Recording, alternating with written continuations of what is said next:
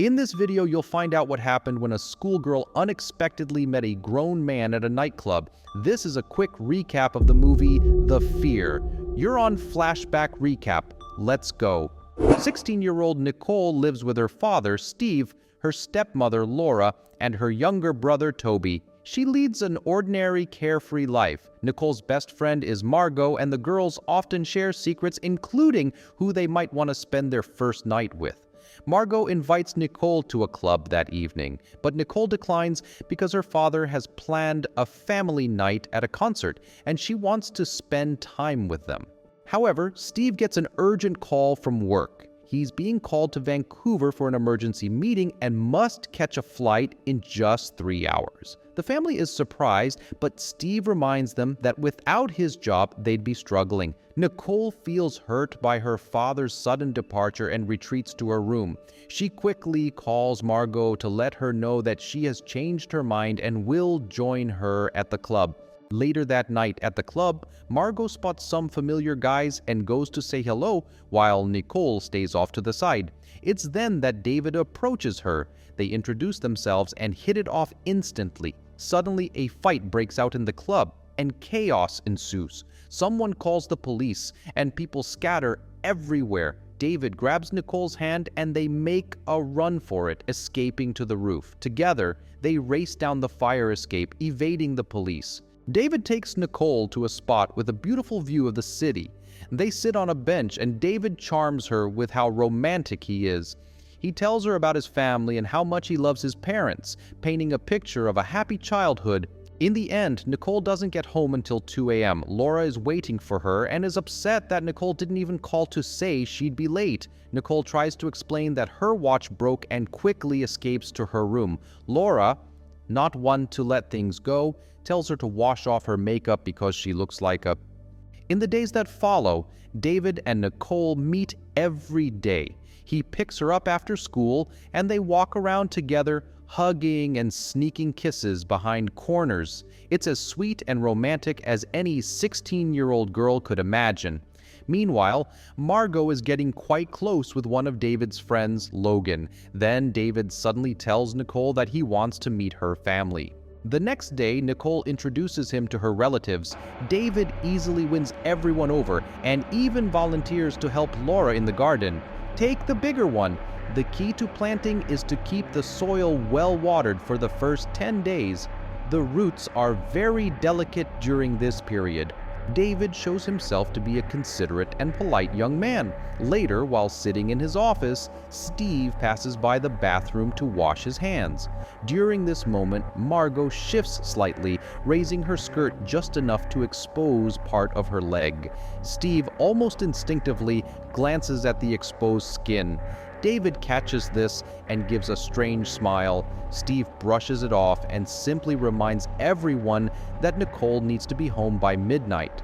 Before they leave, David sneaks into Steve's office and sets the clock back by 30 minutes, just as he did with Nicole's watch earlier. At the carnival, David and Nicole are practically glued to each other, growing even closer. Meanwhile, Steve, due to the time change, misses his work deadline and is called back to Vancouver, much to his frustration. Trying to ease the tension, Steve invites Laura to join him on the trip. The next day, Steve and Laura fly to Vancouver. Before leaving, Steve firmly tells Nicole not to invite anyone over while they're gone, but as soon as they leave, Nicole immediately calls David. However, David is busy with his friends and can't come right away. He promises to stop by later and asks for the code to the front door. Nicole gives it to him and tells him she'll be waiting whenever he can arrive. Eliza and Giles, meanwhile, discuss their plan to rescue the amphibian and forge a pass. Worried, Hofstadler fills a syringe with the marked injection, trying to dissuade Strickland from killing the creature by emphasizing its uniqueness and intelligence. He shoves Nicole aside, leaving her shaken. Then David lashes out at Gary, frightening Nicole. Afterward, David reaches out to Nicole, but she tearfully asks him to leave. For the next few days, Nicole refuses to speak to David. He tries to apologize by leaving her letters, notes, and flowers, but she ignores him. Despite the silence, Nicole still misses David deeply. One night, Steve and Laura hear Nicole crying in her room. Laura, who had already helped Nicole conceal the bruise from her father, grows closer to Nicole. Laura goes to comfort her stepdaughter. Up until that point, Nicole had told everyone the bruise was an accident from gym class, but now she opens up to Laura, who tries to console her. At that moment, Steve walks into the room and accidentally notices an empty condom wrapper under Nicole's bed. Realizing what really happened, Steve forbids Nicole from seeing David again. Sometime later, David manages to meet up with Nicole. He tells her how much he loves her, that she is the meaning of his life, and that he was just trying to protect her. Eventually, Nicole forgives him. A little later, when Steve returns from work, he finds David hanging out by the pool with Nicole and Laura. Steve has never liked David, and some think it's out of jealousy. However, Steve begins to notice more and more strange behavior from David, which makes him increasingly suspicious. Steve discovers that everything David said about his family was a lie. In reality, David was moved from one foster home to another until he turned 18, and now no one knows anything about him. He has no education, no home, and no job. One day, Steve confronts David outside of Nicole's school, telling him that he forbids him from seeing his daughter again. David responds by calling Steve an insecure and taunting him, saying that his wife is practically ready to give herself to David. After crudely insulting Steve, David walks away. The amphibian's condition worsens. His scales fall off and blood flows from his mouth. The team decides not to delay and calls Dr. Hofstetler. Leaving the apartment, Hofstetler misses the phone call by a moment. They spend the night together, but eventually Nicole decides to return to her parents. When David drops her off at home, Nicole looks through the window and sees that her parents are still awake. She loses the desire to go inside and instead takes the car and drives to David's house. When she arrives, she notices several cars parked outside and hears loud music. Clearly, there's a party going on. Nicole looks through the window and sees her friend Margot acting strangely with Logan. Suddenly, David appears, grabbing Margot and pressuring her to say she wants to be with him. Tearfully, Margot complies, and David picks her up and carries her to the bedroom. Nicole, shocked and in tears, drives back home. The next day, at the school cafeteria, Nicole is with her best friend, Gary, when David approaches them as if nothing has happened. Nicole shouts at him to stay away from her. David, confused, grabs Nicole by the arm, but Gary steps in to defend her, forcing David to let her go. After school, Nicole's best friend Margot visits her. They step outside to talk, and Nicole, terrified by how calm and collected Margot seems after everything that happened, realizes that she no longer knows who her best friend is. She decides to end their friendship. Margot tries to explain, saying she was high and David forced her to do everything. She begs Nicole not to abandon her, but Nicole walks away. Margot shouts after her, claiming that Nicole is her only friend. As Margot is walking back, David catches up to her. He confronts her angrily, using harsh words and demanding to know what she told Nicole. Margot tearfully cries out that she didn't tell Nicole anything, but somehow Nicole knows everything now. David threatens Margot, telling her that it's in her best interest to fix things, and if she doesn't, it will hurt a lot. He warns her not to mess this up. The next day, David finds Gary after school in a secluded area and attacks him, resulting in a tragic outcome. Later, Steve leaves work and discovers that his car has been smashed to pieces.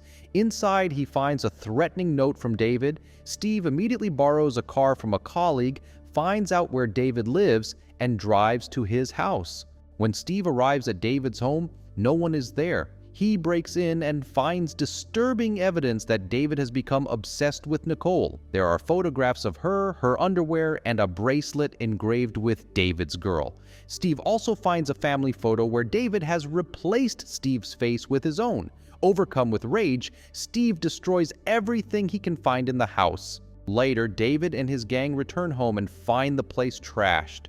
They quickly realize who did it and head straight for Steve's house. While Steve is on the phone trying to explain everything to the police, someone rings the doorbell. Laura answers the door, and it's Margot. She tearfully tells them that Gary is dead. His body was found beaten to death in the woods. Then, someone throws a severed dog's head into the house. Steve continues talking to the police when suddenly the phone line is cut. Nicole tells them that David is behind everything, and Steve barely manages to lock the door with a deadbolt, just as David tries to break in. David stands outside taunting them, saying it could have been different, but now it's better if they just let him in. David's gang surrounds the house, throwing rocks and trying to break in. Nicole signals the security guard, and seeing the flashing lights, he tries to call the house but finds the line dead. He quickly gets in his car and drives to the house. When the guard arrives, he orders David to put his hands on the hood of the car, but Logan sneaks up behind him and tries to strike him.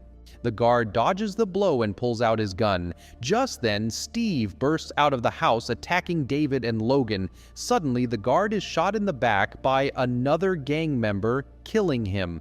Steve tries to run back into the house, but he's caught and tied up by the gang. They drag him inside, where Nicole's younger brother, Toby, sneaks out of a window, climbs into the guard's car, and calls the police.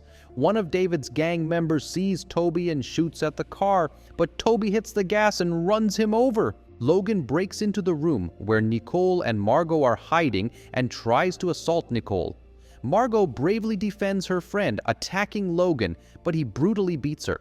Meanwhile, David drags Steve upstairs to Nicole's room, forcing her to say goodbye to her father, but when David enters, he finds Logan attacking Nicole. Furious, David pulls out a gun and shoots Logan in the head. David prepares to kill Steve, but Nicole screams at him to stop. In the chaos, Toby sneaks into the house and brings Laura the keys to the handcuffs. Laura quietly frees Steve, who immediately attacks David. However, David proves to be stronger and is about to kill Steve when Nicole stabs David in the back with a decorative staff. David, though wounded, remains on his feet. Steve gets back up and the two men engage in one final struggle. Steve manages to throw David out of a window and David dies from the fall. And with that, the film ends. Thanks for watching. Don't forget to like, subscribe, and leave a comment. Check out my other videos, and I'll see you next time.